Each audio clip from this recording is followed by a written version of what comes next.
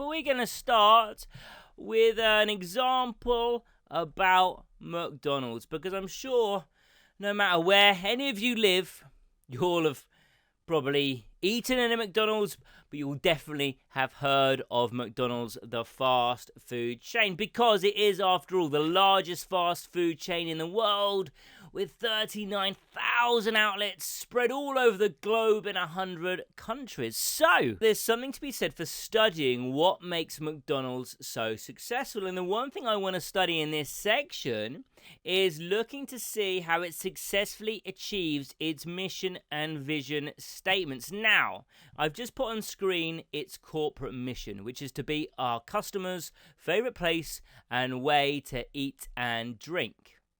But that's all well and good having a corporate mission like that. But then how actually do McDonald's go about making that happen? Well, firstly, let's think about why McDonald's customers think, okay, I want to spend all my money at McDonald's to eat and drink. Well, reason one is convenience. Now, as we've already said, there's McDonald's all over the world, and pretty much driving through any town or city, you're going to see the golden arches like a beacon shining out of a McDonald's outlet.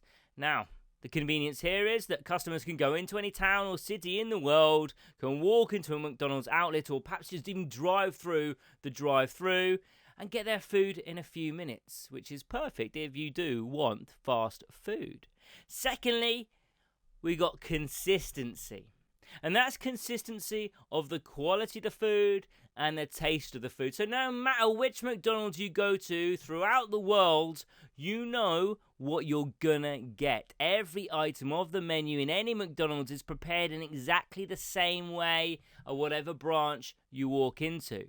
Now, over the years, customers have built up trust that the burger they order in one outlet is gonna be identical to the burger they get in another, no matter where they are. So what you can see is we've got convenience and consistency. McDonald's customers desire a consistently tasty product with a speedy and very convenient service. So we've got this desire on behalf of the customers, convenience and consistency.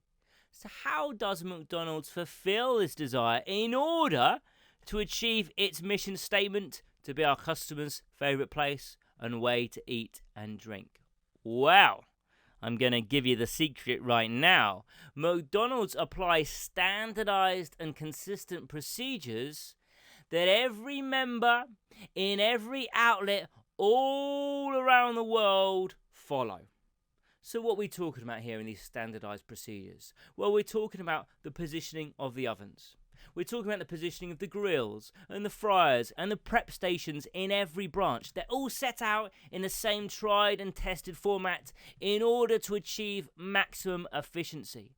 All the items on a McDonald's menu have a standard method for production. When a new burger is introduced, then a new set of standard procedures are created for that burger so that all the staff know exactly how to produce it. Now, that may sound quite repetitive. It may sound quite boring. But that is the key to the success of McDonald's. Now, McDonald's juggles fast service with consistent quality by giving each employee a single task to carry out at one time.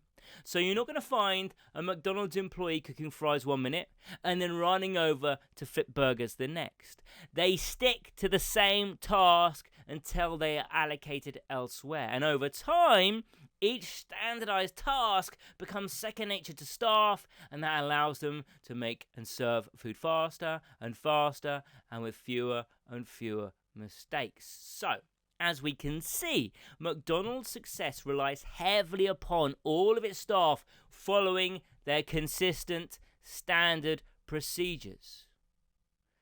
Okay, but then how does McDonald's make sure that their standard procedures are followed?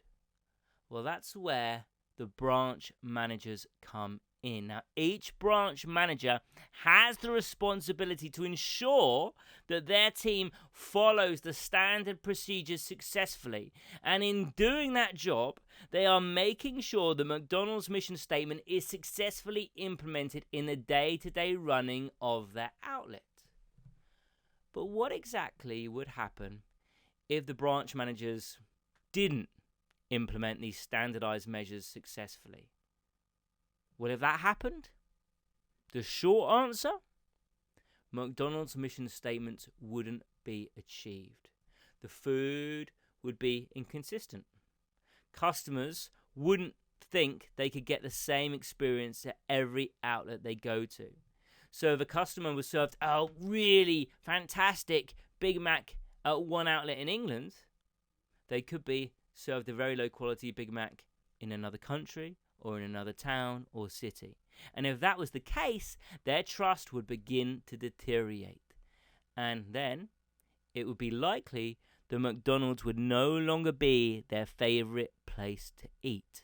And so the role of the branch manager in enforcing the standard procedures is vital to McDonald's success.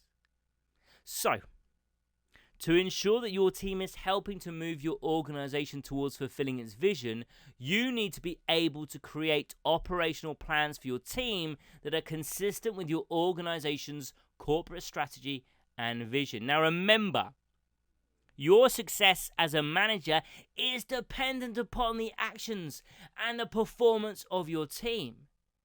And if your team isn't helping the organization move closer to its objectives, to move closer to success, well then you as a manager are failing.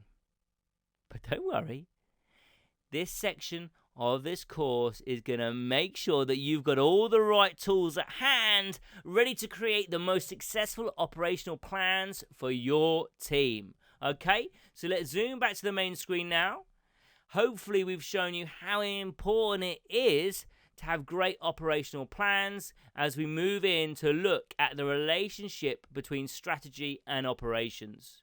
So as I mentioned in the introductory video, you as a manager can have the best plan in the world, but if you and your team and your plan isn't moving the organization closer to where it wants to go, closer to success, then you are failing as a manager.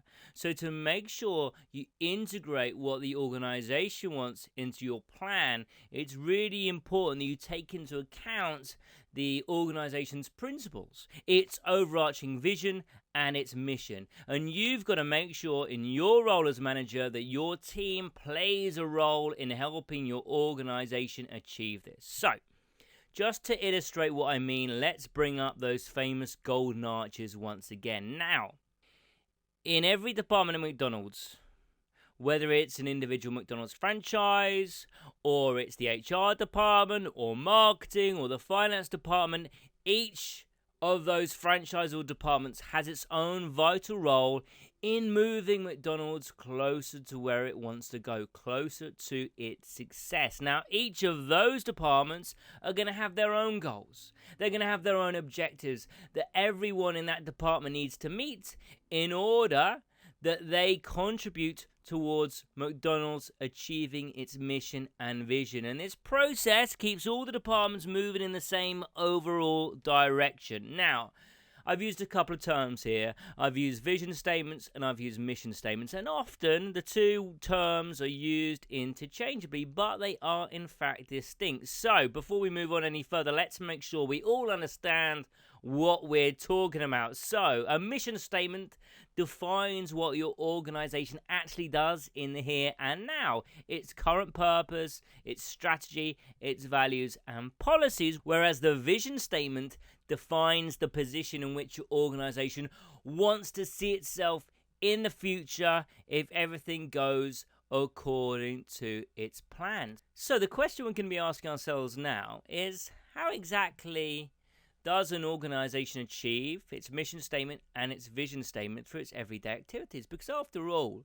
when you go to work every day, you're not really focused on the mission statement, and the vision statement. Well, you as a manager, you're going to be given targets to achieve. And you as a manager are going to be responsible for making sure that you use your team effectively in order to achieve your targets.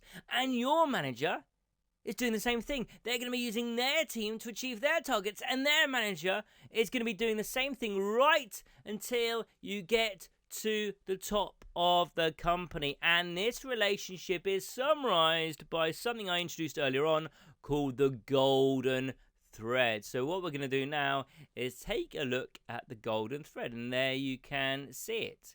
Now, you can see we've got various statements here, but actually what we're looking at is the vision statements and the mission statements. The golden thread is actually represented by the arrows I've just put on screen.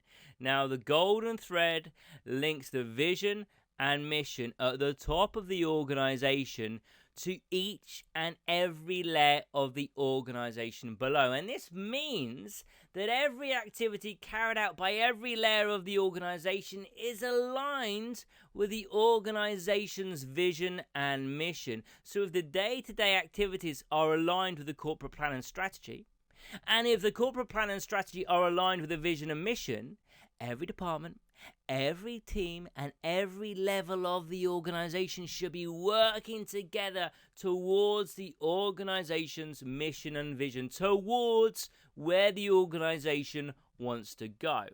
Now, as a manager, it's likely you're going to be most concerned with making sure you're hitting the targets and meeting the objectives that have been set by your manager. But it's still really important that you have the knowledge of the overall mission and vision of the organization in order to make sure that your team is actually moving the organization in its desired direction.